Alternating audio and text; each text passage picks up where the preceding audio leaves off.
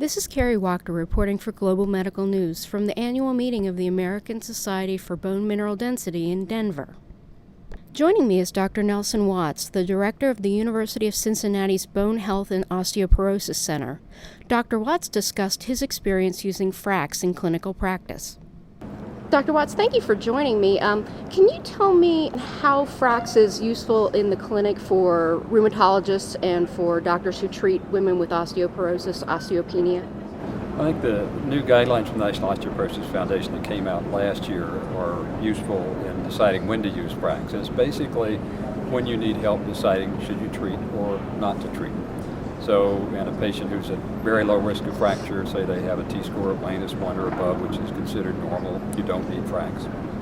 For patients who have either a clinical diagnosis of osteoporosis, they've had a hip or a spine fracture, or their bone density is -2.5 or below in the spine or in the hip, that's osteoporosis, and you don't need any additional information.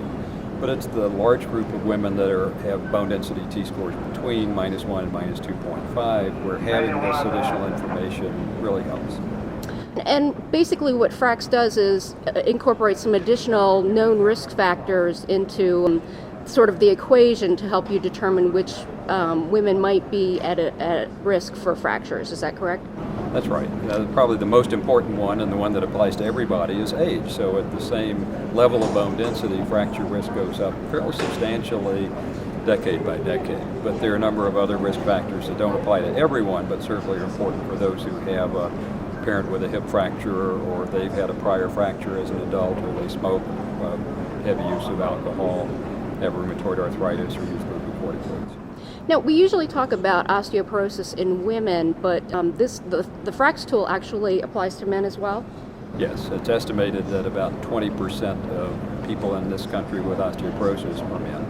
And we recently had some additions or updates to the FRAX algorithm. Can you talk about those? There have been some changes, and for the person who goes on today, it's probably not going to be very obvious, but there was a miscalculation in the fracture risk that was discovered last October and corrected. And there's some really encouraging new data that fracture risks, age-related fracture risk, have been going down over the last decade for men and even more so for women.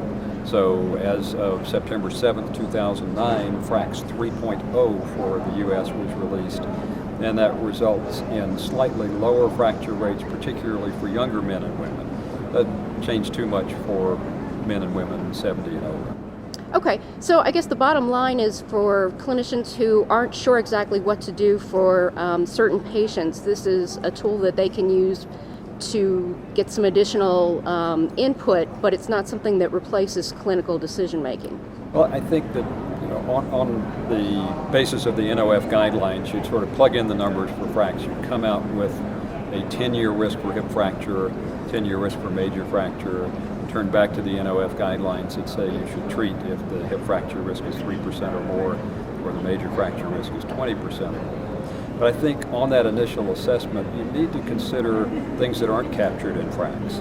So if the patient has intermittent corticosteroid therapy, or they're on a drug like aromatase inhibitors that cause bone loss, then the FRAX numbers really underestimate their likelihood of having a fracture.